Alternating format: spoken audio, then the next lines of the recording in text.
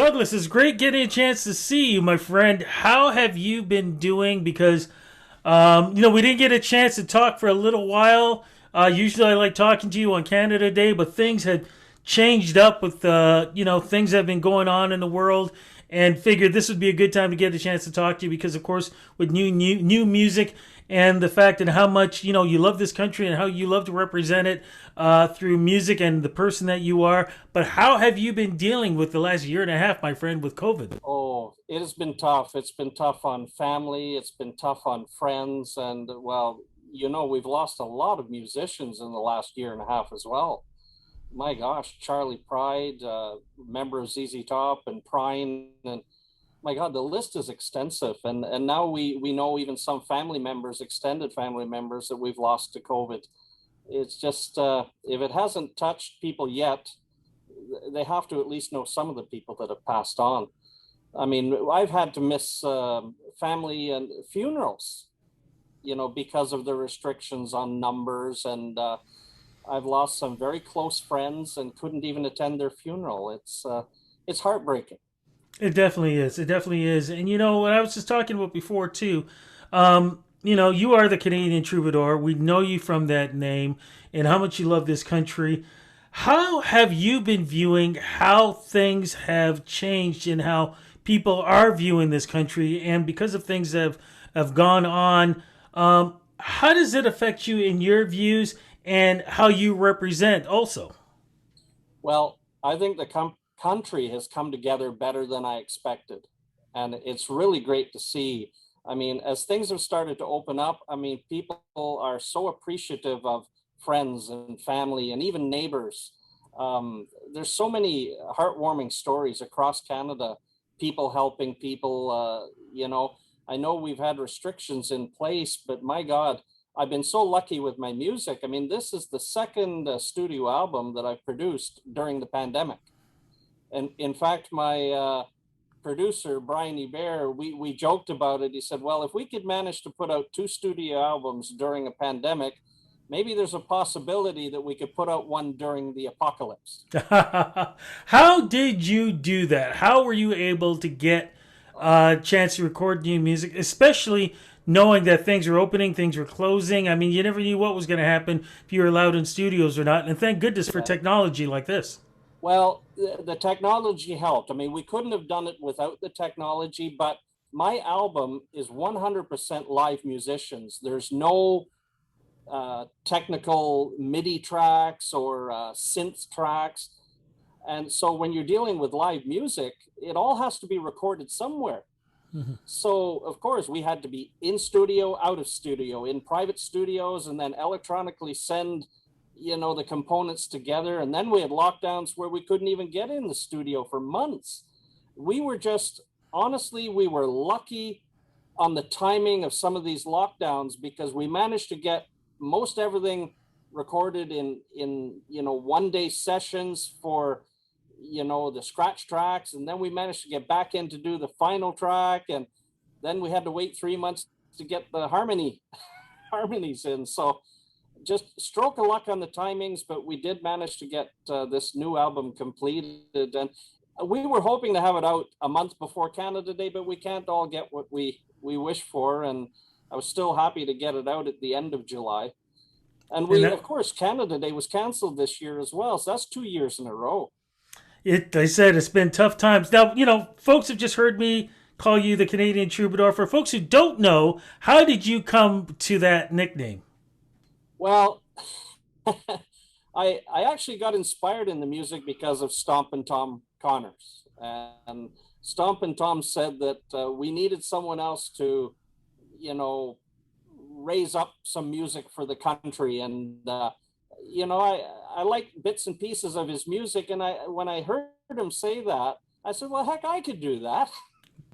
So I started researching names, and I was looking up some of my favorite artists: Gordon Lightfoot, Anne Murray, John Denver. But a lot of the Canadian artists that I was looking up, they mentioned that they were great troubadours for the country.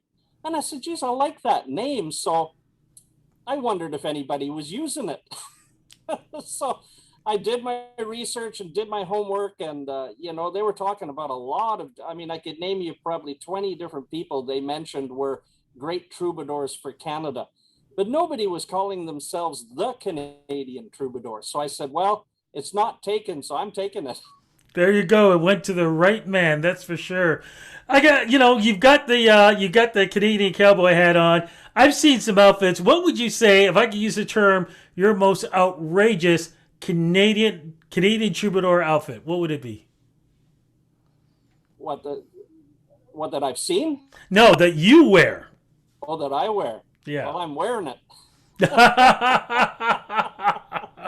I mean, I read up and I entered a singing competition locally, and I ended up for my first time after just practicing a couple of years. I made it to the semifinals, and I before I went to the actual competition, I said, well, I've got to look the part. And stage presence is very important. I was reading all this about stage presence and doing my homework. And a lot of people don't realize that stage presence is not when you're on stage. Stage presence is when you walk through the door. Mm. When you walk through the door of a venue, you need people's heads to turn and to say, who is that? Or I hear comments from people, my God, that guy looks like he knows what he's doing. So fake it till you make it. And I said, well, if I'm the Canadian Troubadour, maybe I'll just get a maple leaf and stick it on my hat. It's outrageous. And I've got the Canadian buckle belt. I wear Canadian boots. I mean, it's a Calgary hat. I made the maple leaf myself, painted it red. I've got to stand out, and I don't mind, if people, I know when I first started, people were sort of laughing and snickering. Oh my God, who does he think he is? That's silly. But they don't do that anymore. It's I wear it with pride because I'm singing about our country. And you do it well, my friend. And I can vouch that is a Calgary cowboy hat because I got my dad one too. So I know I probably even know the shop you got it from too, because there aren't a lot of shops there that sell that particular one. So yeah, well, it's actually there's a lot of people that correct me. It's not really a hat; it's a Stetson. There you go. And thank you for correcting me on that too. But here's the thing you can't correct me on. You do great music. You've got a new album out. Let's make it official right here. What's the new album and how is it representing Canada this time of the year? Well, what I decided to do was take 10 great Canadian songs, and I picked songs that I liked, and I wanted songs that were a mix from coast to coast. And of course, the name of the new album, Canadian Folk Classics. I mean, folk music is a favorite of mine. I love singing it. I love ballads, so I'm a softie when I find a ballad out there. But we've got two shanties or sea shanties on there. Farewell to Nova Scotia and Heave Away. But I decided I've got a song on there from Ian Tyson. So we did Someday Soon. Oscar Brandt, a great Canadian composer, Something to Sing About, and that's a song from Coast to Coast. Then Sonny's Dream, Ron Hines from Newfoundland. Then we've got The Wait, that's the Canadian group, The Band. And then, of course, we've got Hallelujah, and, why not, Leonard Cohen. Then Traveling Man, that's an interesting one because that was written by Al Rain in Toronto. And he's a Canadian composer, and he's written, but that was his song that really got picked up. There's a story behind it, but I haven't been able to find out the story yet. So I'm hoping that someone, either Al Rain, if he's still about, I'm not sure. I've been trying to find him. But that song got picked up by Tommy Hunter. Oh, wow. And that was the closing theme song for the Tommy Hunter Show for 27 years. And then the Tommy Hunter Show was picked up, I think, for 9 years on the Nashville network. So Traveling Man closed the show for 27 years. And I always loved that song. And I said, I'm going to write that song one day. And I took all the verses that Al wrote because Tommy Hunter, they only did 3 verses. They shortened it up a bit for the length of the show. But when people listen to this one, I'm doing it in a higher key so that we can have more instrumentation. But we do all 4 verses of Traveling Man, and I hope people like it. I've surrounded myself on this album with 8 amazing musicians, all Canadian, all from the Ottawa Valley. Then we did another Gordon Lightfoot song. I did Rainy Day People. I was thinking about doing Sundown, but so many people have done Sundown, and I love singing it. But I said no, pick a B side. You know, a Rainy Day People was not that big for Gordon Lightfoot, but I love doing Gord's music. And then, of course, I've Been Everywhere, made famous by Hank Snow, another great Canadian. In fact, I'm hoping to go see the Hank Snow Museum down in Nova Scotia next year.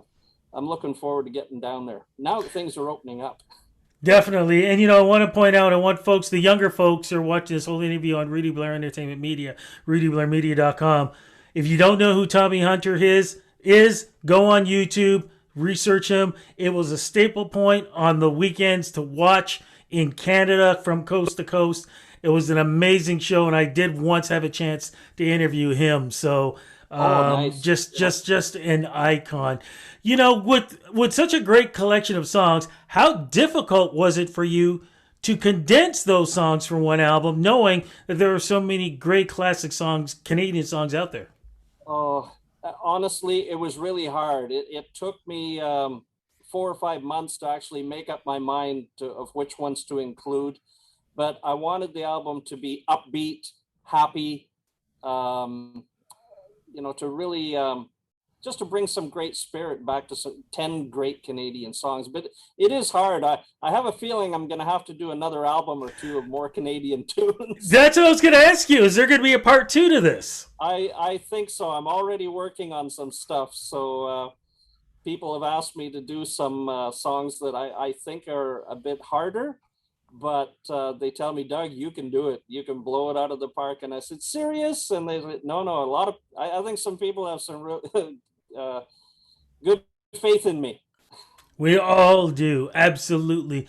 With this album, and of course, restrictions are slowly opening up. But any chance you're going to do any virtual shows, or maybe even some venue shows or anything like that? Yes, venues. I'm already performing. Actually, it's when things started opening up on Canada Day. I was lucky enough to be able to do a Canada Day show for a senior home in Ottawa. Mm-hmm. And then I unfortunately had my stepdad passed away on the 12th of July up in Sault Ste. Marie. So we made a trip up there to be with my mom and family. And luckily, things had just opened up when we got there. So because I wasn't able to visit my mom for over a year and a half, or family up in Sault Ste. Marie. So Sault Ste. Marie has a beautiful pavilion up there on the waterfront, the Roberta Bondar Pavilion. Yes. It seats 1,750 people. So since I was up there and had a few days to spare, I called them up and they said, Doug, no one's using it. You're welcome to use it. And I got in there for Thursday, Friday, and Saturday, had the entire pavilion to myself. Wow. And I went down there and did 3 shows. And what a fun time we had, and people coming around the waterfront. And because things had just started opening up, it was just a breath of fresh air to talk to people and talk to Canadians. And of course, I did I had a backing track of one of the Canadian Philharmonic orchestras in my background. So I did "Oh Canada" with the Philharmonic Orchestra behind me. It was, that drew people in. They said, "Oh my God, where's this guy come from?" Looking forward to that. Where can we get the album? Oh my gosh, it's all online. We're not producing any physical copies anymore. I am traveling from town to town, doing what I did in Sault Ste. Marie. We're down in Campbellford. We've been to Westport, Ottawa. Oh my gosh, Cobden. There's lots of little venues. If I can find a place to present the music to people, I'm going to do pop-up shows. But people can find the album anywhere online. So everywhere from YouTube, Spotify, Apple, 150 digital spots. My friend, congratulations on the new album. It's definitely something we need right now and helping to bring people together. Looking forward to your shows and everything else you're doing. And hopefully we can get a chance to talk again before the end of the year, man, because like I said... Oh, yeah, I hope so. Well, I've got to get down there and meet you too, because I'm hoping we can do some stuff in person. And if you can think of... anything down there where I might fit in for something Canadian, I know the guy that might fit. I definitely do that. My friend, thank you so much. Be safe, and we'll definitely talk soon. Yeah.